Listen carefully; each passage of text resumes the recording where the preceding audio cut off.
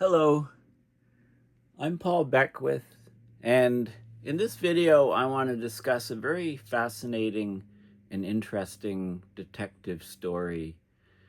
Between about 1800 and 1850, during the Little Ice Age, there were a number of different massive volcanic eruptions that were climate modifying. So there are four in particular, and the largest, most famous is the Tambora eruption, volcanic eruption of 1815, which significantly modified the climate. And then there was a second one, smaller, that we know about. And from the paleo records, from the ice core records, you can see different layers in the ice, and you can date them, and you can see the temperatures from isotopes, and you can see the amount of sulfur. You know, when there's a large volcano that changes the global climate, it's because that the ash and the sulfur in particular gets ejected high up into the stratosphere, the upper atmosphere, and the sulfur blocks sunlight and cools the planet. And so we knew from the ice core records that there was a major volcanic eruption of some sort in 1831, but we had no idea where it was or what type, what latitude it was at even. And it looks like that puzzle has been solved now. A paper just came out just in the last week titled The 1831 CE, which stands for Common Era, Mystery Eruption has been identified as the Zavaritskii caldera on Simushir Island in the Kurils. So it's in the island chain between Japan and Russia, Kamchatka, I believe. If you play Risk, you'll know where that area is. Play the game Risk. It's good to hold that place in the game. So this is really interesting, and as I delved into the history of the volcano and of Simushir Island, there was actually a Cold War connection. During the Cold War, the Russians had a top-secret nuclear submarine base on the northern part of the Kuril Island, of this Simushir Island. There was a caldera created from a volcanic eruption on the north part of the island, and it was flooded by ocean water through a narrow passageway, very shallow passageway.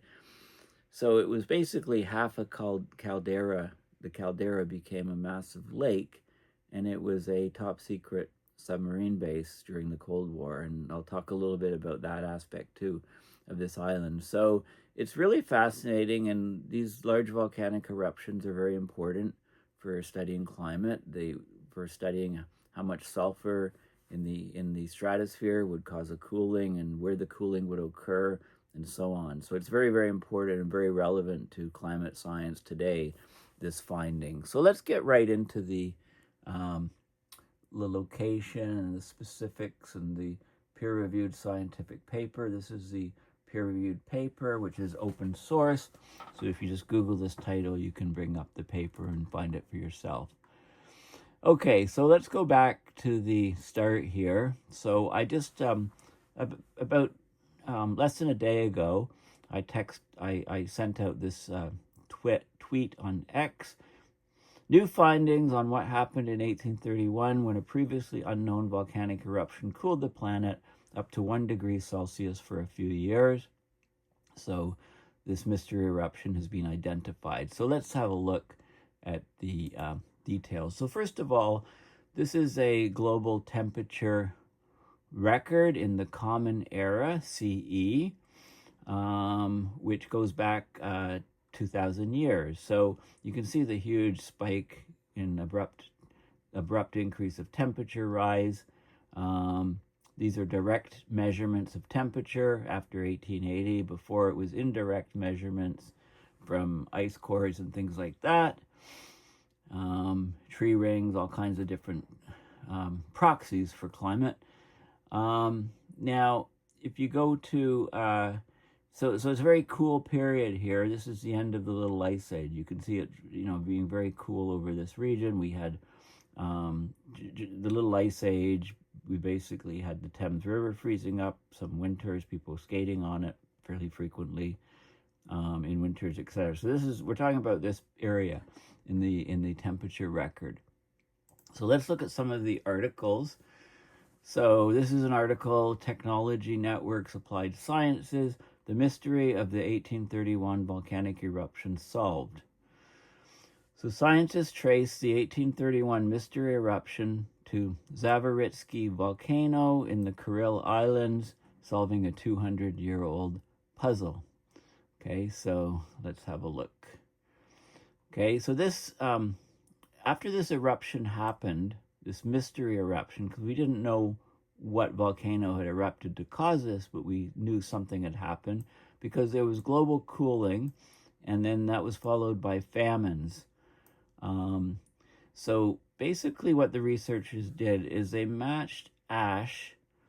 Ash traveled all around the planet. It was a bipolar event, so it was a huge, the largest volcanoes put sulfur and other things up into the stratosphere, which then travel around the planet. And so they're deposited in ice cores on both the Greenland and in Antarctica. It's a global event. So they matched the ash that was in these polar ice cores, mostly in the Arctic, to the type of deposits directly at the volcano site, and they matched them geochemically, and they said, aha, this is a smoking gun. Then they looked at the timing and everything else, and they conclusively say that it was this volcano that erupted in 1831 and caused the global cooling and famines. Okay, so this helps us, it highlights the global climate impact of remote eruptions and the challenges of predicting future events. So the key takeaway is the volcanic source was identified. This Zavaritskii volcano on Simushir Island caused the 1831 eruption. It had a global climate impact. It led to global cooling up to 1 degree Celsius for several years. It caused several famines. So it shows that there's a widespread effect of these remote volcanic events. And they used various new, modern, innovative techniques, advanced ice core analysis, to look at the ash fingerprints, if you like, in the ice cores, solving the 200-year-old mystery. Okay, so we didn't know up until now, but now we do know. So in 1831, this massive volcanic eruption spewed sulfur into the atmosphere. Reflecting sunlight caused a global cooling of about 1 degree Celsius. This cold weather, well documented worldwide, led to widespread crop failures and devastating famines. There was a composer, Felix Mendelssohn, who wrote about the catastrophic weather during his summer journey through the Alps in 1831. Desolate weather, it's rained again all night and all morning, it's as cold as winter, there's already deep snow on the nearest hills. This eruption in 1831 is Earth's most recent mystery eruption. Okay, so there were about 4 eruptions around that time, and the next most recent mystery eruption is the 1808 to 1809 eruption. We don't know where that occurred, but that is being studied in great detail because it was actually even bigger than the 1831 eruption. So, we knew in 1831 there was a major volcanic event that caused climate change and societal upheaval, but we didn't know the volcano, and it's being fiercely debated. There were a few other possible candidates that were ruled out. Okay, so this paper was just published Monday, December 30th of 2024, so just in the last week. And there's a near perfect there's basically a perfect fingerprint match, so it's totally conclusive, and it's the ash deposits that were matched. Only in recent years have we developed the ability to extract microscopic ash shards from polar ice cores and conduct detailed chemical analysis on them. These shards are incredibly minute, small, roughly 1/10 the diameter of a human hair, explained Dr. Hutchinson. I don't know if this is correct, 1/10.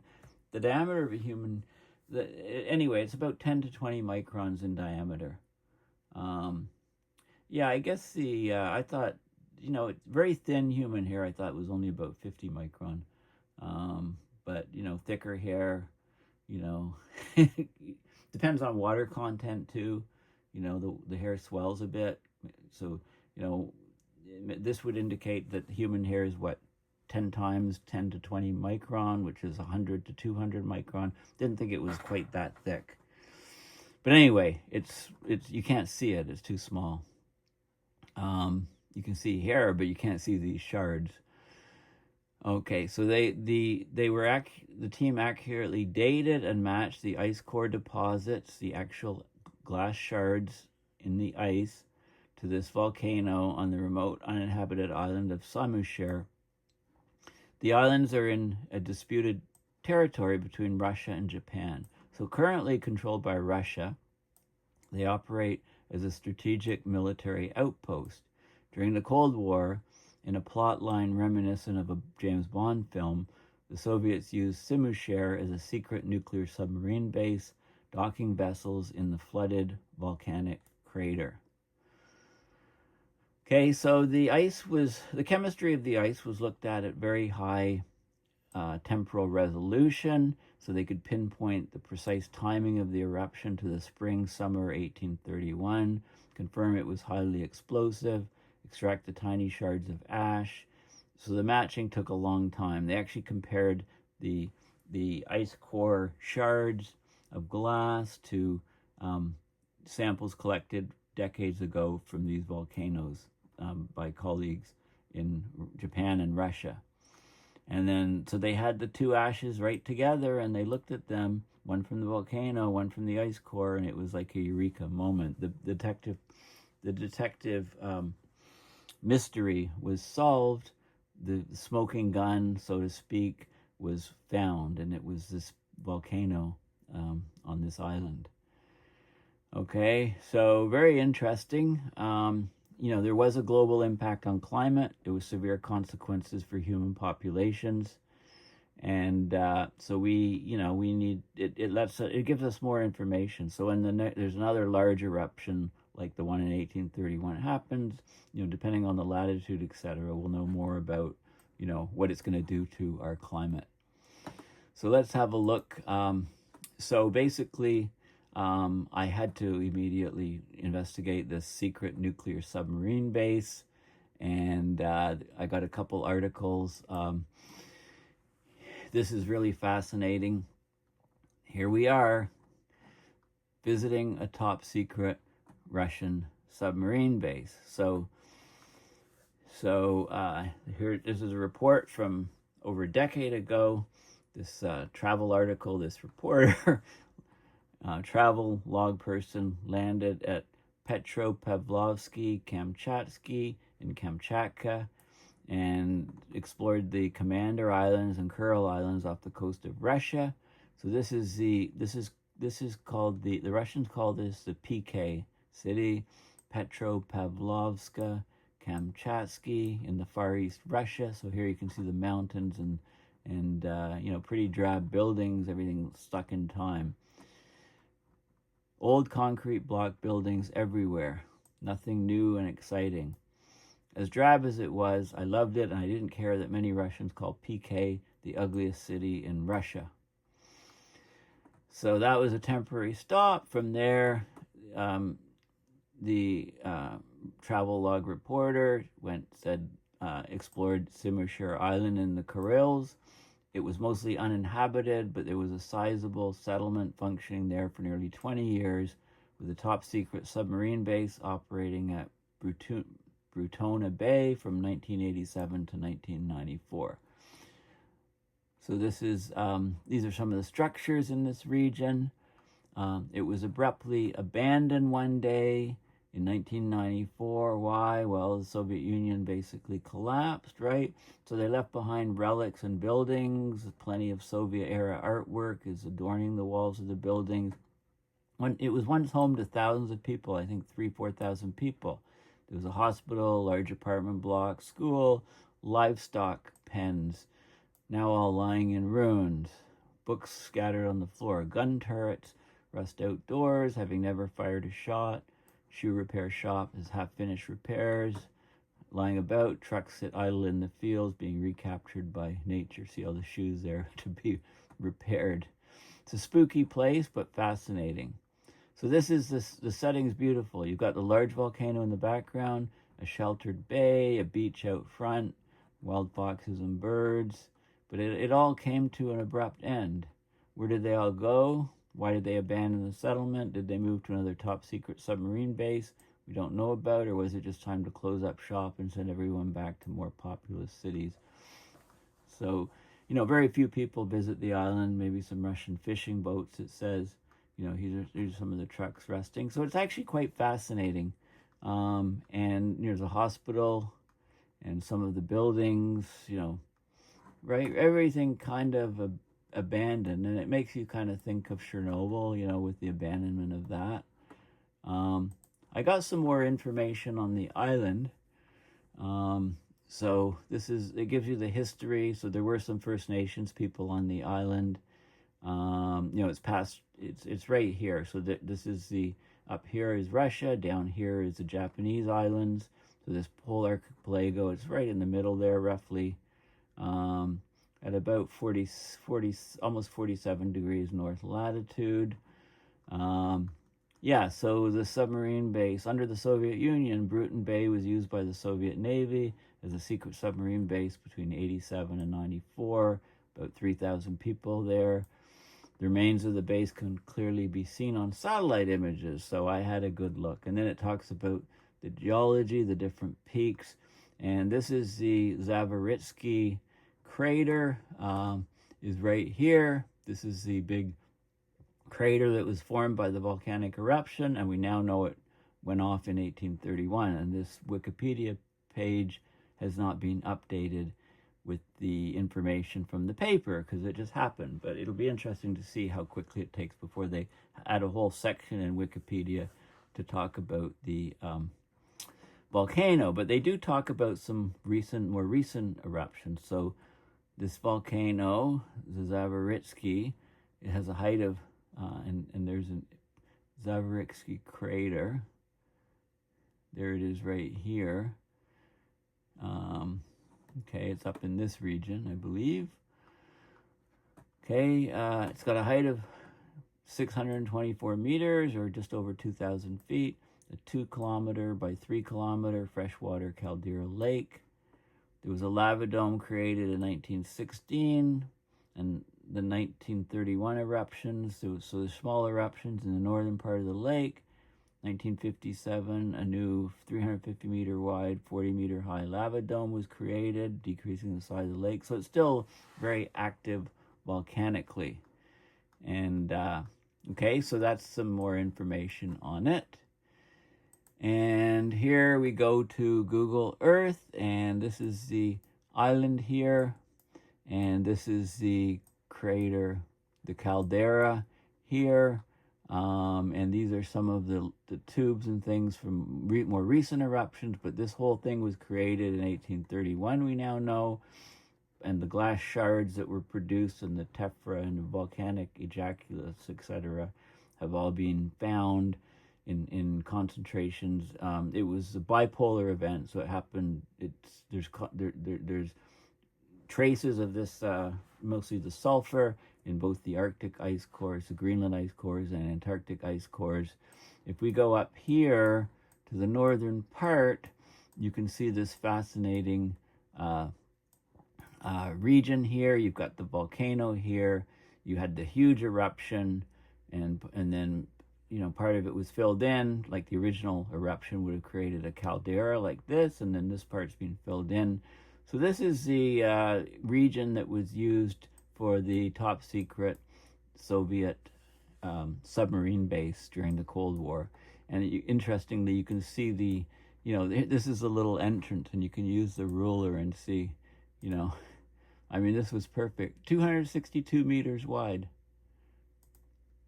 Right? It's a very small entrance, pretty shallow water. The submarine could come in and nothing else could come in because you could just detect everything coming in. So it was perfect.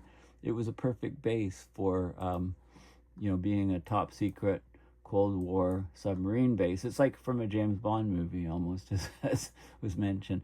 I can zoom out a bit, and you can go and see Japan here and the Japanese islands, and then you can see Kamchatka, check in the risk game, and you can see the, so it's basically, this is right in the middle. It's being contested by Russia and Japan. It's Russian right now. Okay, so there's many, many more articles in the last few days talking about, so this is the Times of India, showing the representative AI image of a volcano, and they talked about the eruption causing temperatures in the northern hemisphere to drop by 1 Celsius, resulting in cooler and drier conditions. The sulfur fallout in Greenland was 6.5 times higher than that in Antarctica, so that indicates a northern hemisphere eruption. They used advanced geochemical analysis, radioactive dating, computer modeling to trace the volcanic material to the Northwest Pacific. The samples of ash from Kuril volcanoes matched that by other, the Zavaritskii caldera was basically the smoking gun. So this eruption is now recognized as one of the most powerful of the 19th century. So we had Mount Tambora in Indonesia in 1815. Then there was Guina in Nicaragua in 1835. Now we've identified this one for 1831. And there was one that we don't know which volcano caused it, but it was 1808, 1809. So these volcanoes happened quite close together at the tail of the last ice age. So, and times, of course, India is interested because it caused the famine in India. So I I got some more Google Earth images. This is Tambora. This is a Tambora caldera, and it's huge. This was a bigger eruption. This was the 1815 one. You can see that it's about over 7 kilometers in diameter. This was a massive volcano in Tambora. You can see where that is by zooming out. There's India over here. It was down here in this region. Okay, let's get rid of this guy. Okay, so that's that volcano, Tambora.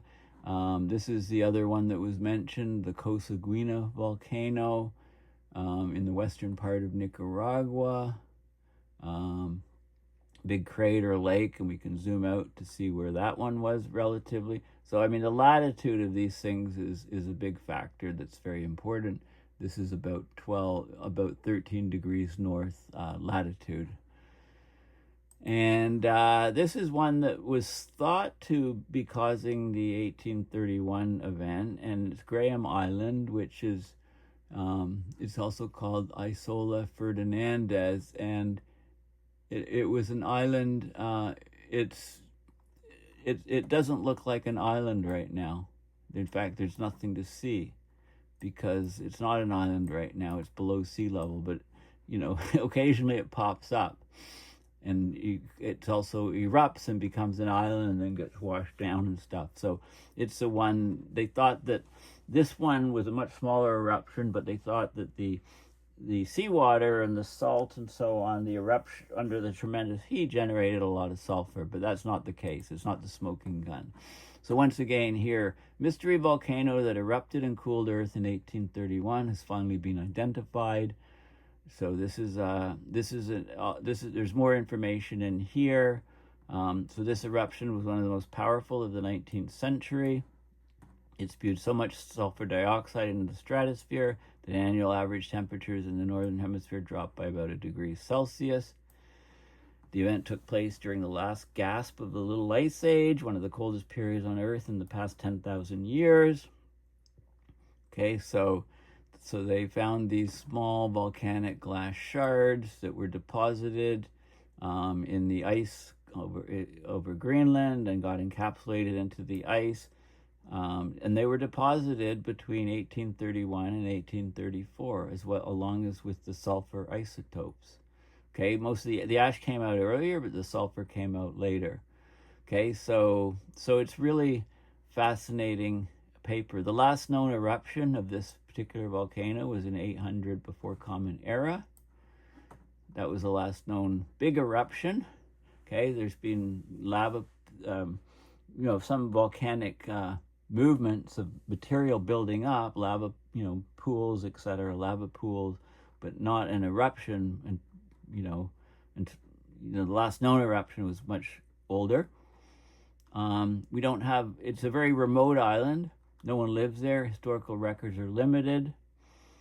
Right, so nobody suspected before that it would be a candidate for the 1831 eruption. Okay, there were others that were thought to be it, but it's clear that it happened there. The sulfur fallout is a sign of the volcanic activity. It's about 6.5 times greater in Greenland than Antarctica, so we knew it was at high latitudes. The ash and shards of the glass are no more than 0.0008 inches or 0.02 millimeters long. Okay, so it was a real detective puzzle. Radiocarbon dating of tephra or volcanic ash deposits, right, worked out. So they suspected after a while that it was this particular one, and it was conclusively confirmed. So this is sort of the end of the last ice age. Along with this volcano, 3 other volcanoes, so 4 of them altogether blew their tops between 1808 and 1835. This marked the end of the last ice age, the waning of the little ice age, which lasted from the early 1400s to about 1850. Annual temperatures in the northern hemisphere dropped by 1.1 Fahrenheit on average. In some places, temperatures were 2 degrees Celsius cooler than normal, and the cooling was for decades. So 2 of the 4 eruptions were previously identified. So Tambora in Indonesia in 1815, Coseguina in Nicaragua in 1835. The 1808-1809 eruption, the volcano is unknown still, so that will be a detective puzzle to solve, like this one. But the addition of the Zavaritskii for 1831 highlights the potential of volcanoes in the Kuril Islands for disrupting Earth's climate. Okay, so there's some ice cores on Greenland.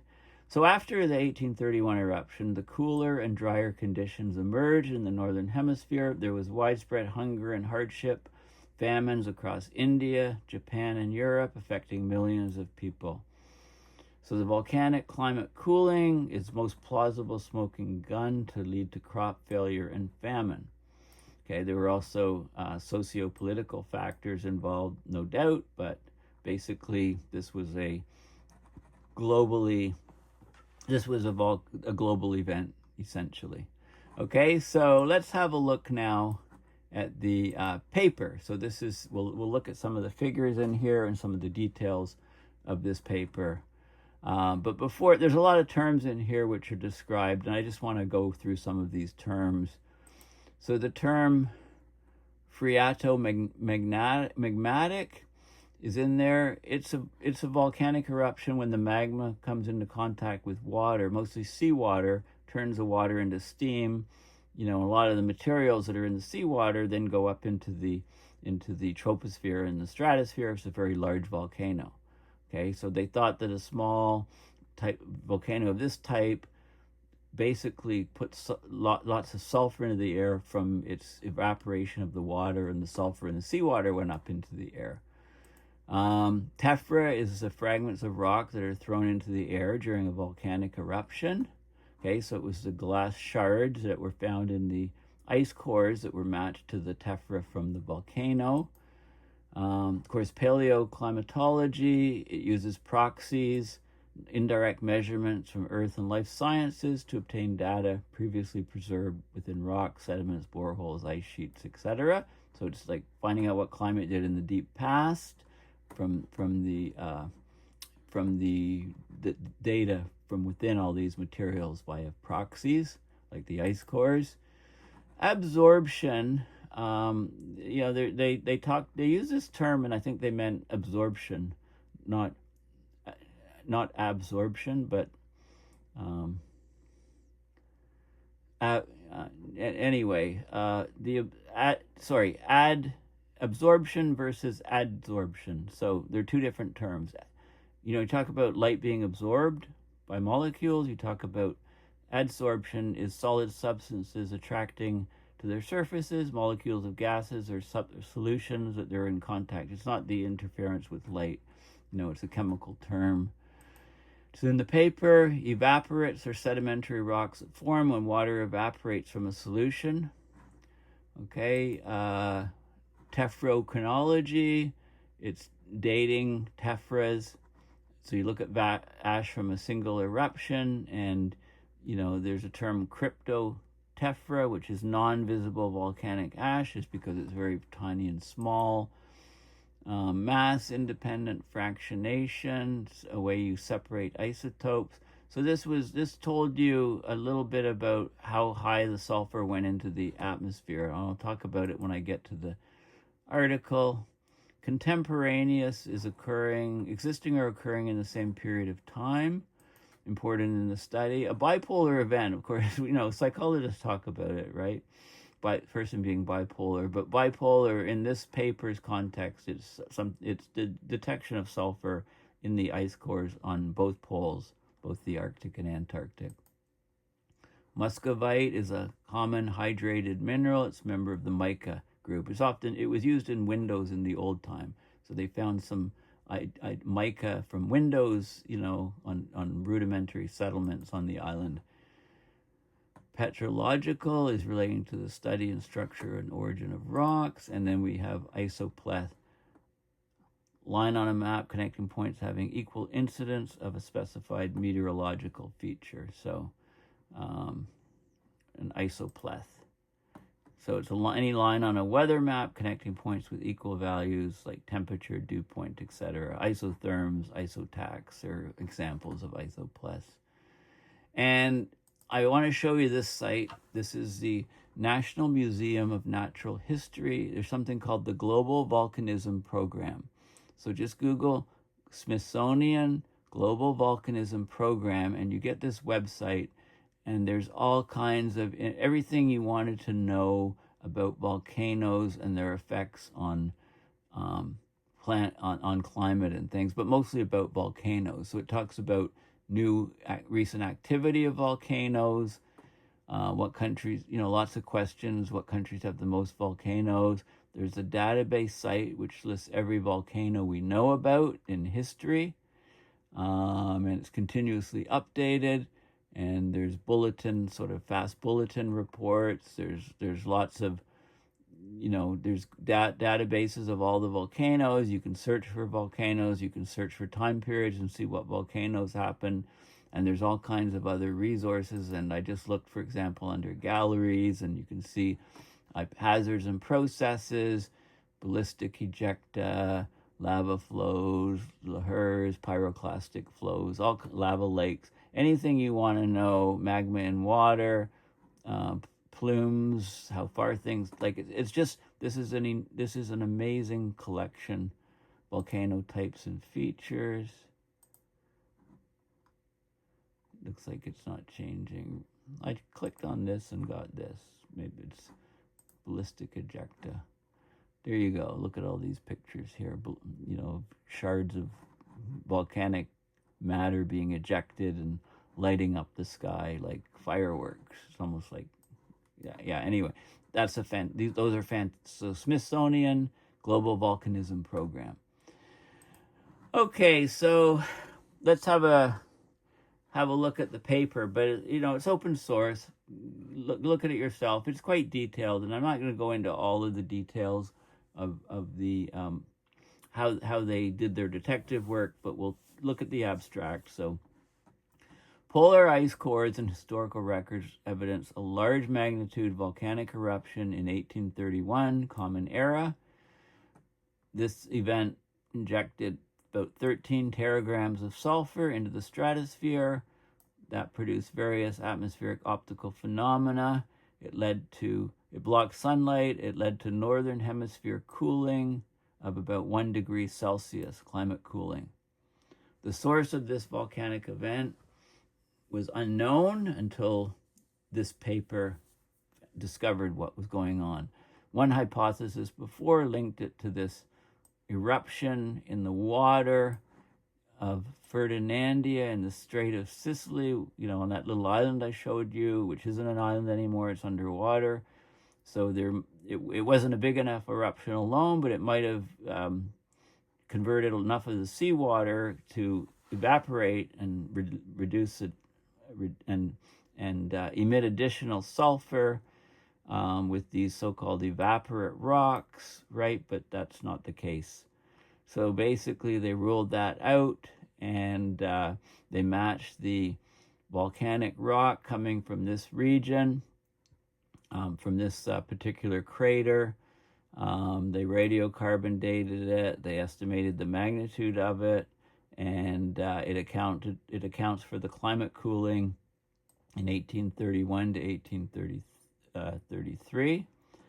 So basically, this crater is the source of the 1831 mystery eruption. It solves a confounding case of multiple closely spaced observed and unobserved volcanic eruptions. Okay, so this is quite fascinating, quite an amazing detective story, and I'll just go to one of the figures here. So this is the sulfur. The blue curve is the sulfur that he's emitted. So a lot was put out in the Tambora eruption, and it stayed in the atmosphere for several years, caused climate cooling. This was a huge event. There's an unknown one here, and this is the 1831. Now the gray line is the particles ejected, the glass shards, and this is the sulfur. So this was, the eruption was in 1831, and we know it was in the summer because this peak here occurs in the summer. How do we know it was the summer? Well, you can use sodium, and you can see in the winter you get stormier weather in Greenland, and elsewhere, like in the northern hemisphere winter around Greenland, you get stormier weather, more waves. More salt gets blown up into the atmosphere and gets deposited in the ice cores. So these are the sodium or salt peaks, and they generally occur at the beginning of the year, right? So this is like a metronome that you can use to also to compare with other proxies for time, and you can say, well, look, this eruption here, this was the winter, where the sodium peaks and the particle peaks were here. And then the sulfur in the atmosphere was here, causing the cooling. And they looked at different ice core sites. So this is N-grip is here, and B19 is up here, and Tunu is here. So 3 different regions. And in the ice core, dating back, you can see the peaks of the sulfur in each of these particular cores.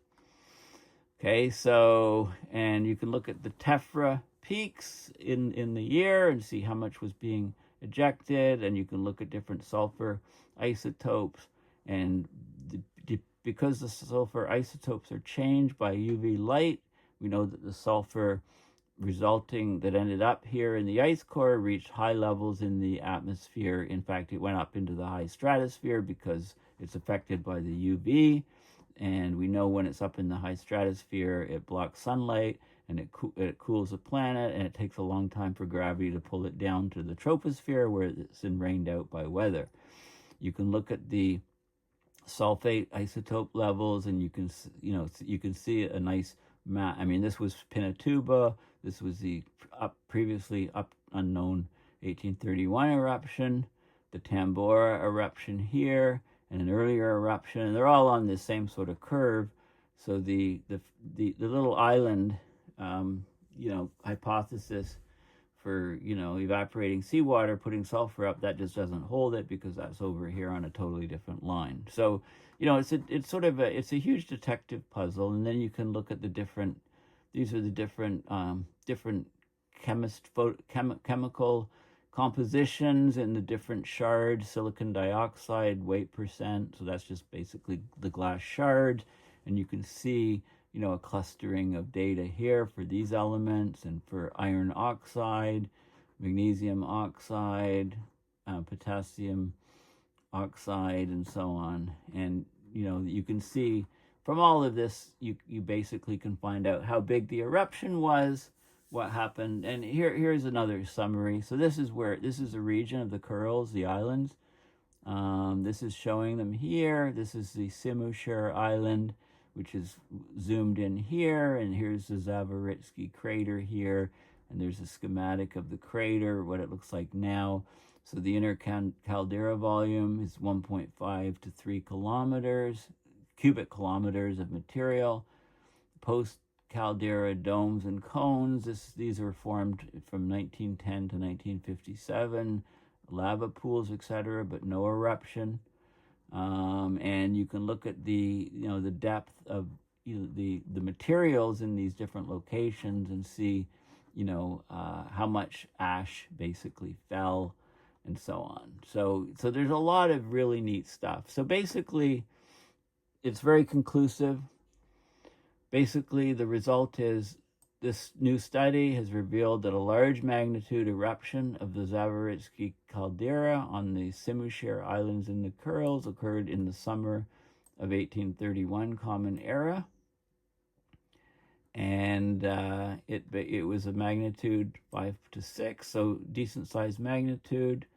It loaded the stratosphere with sulfur to the tune of 12 teragrams, and it caused a peak global mean radiative forcing of -2 watts per square meter, so it cooled the planet. That cooling is comparable to other magnitude 5 or 6 eruptions, like 1991 Pinatubo, 1835 was the Coseguina, and it's in line with the 0.5 to 1 degree Celsius cooling observed in tree ring and instrumental temperature records. Okay, so huge impacts on climate and therefore on society with the various famines that occurred in various places around the world after this volcano went off. So it's a fascinating study on that tells us a number of things. It tells us that the sensitivity of the Earth's climate system to sulfur in the stratosphere is huge, and we've known that. This just reinforces it. So this is very important when we talk about sulfur aerosol injection as a possible way to cool the planet, to buy us time to slash fossil fuel emissions, and also to get large scaling upwards of carbon dioxide removal and methane removal schemes if we want to have any chance to stabilize the climate, because it certainly is not happening from a reduction of fossil fuels, which, petrostates are becoming more entrenched petrostates, and as opposed to cutting back on fossil fuels. I mean, we're just, it's the situation is becoming untenable. We, have no options but to, really start scaling up and deploying carbon dioxide removal, methane removal, and radiative forcing methods to stabilize the climate, because we're over 1.5 Celsius and we're heading rapidly to 2 and higher, with very dire consequences, especially if we pass the tipping points that I've talked about often. So anyway, this is an amazing site, so I just want to show this again. Smithsonian Institution, National Museum of Natural History, the Global Volcanism Program, chock full of information on, with up to present day, what's happening, what volcanoes are threatening, loads of pictures and huge databases for all previous eruptions that we know about. So it's an amazing compilation of all of this data. So big shout out to this. Okay, well, thanks for listening. Please consider going to paulbeckwith.net and donating to PayPal to support my research and videos. Thanks again, and bye for now.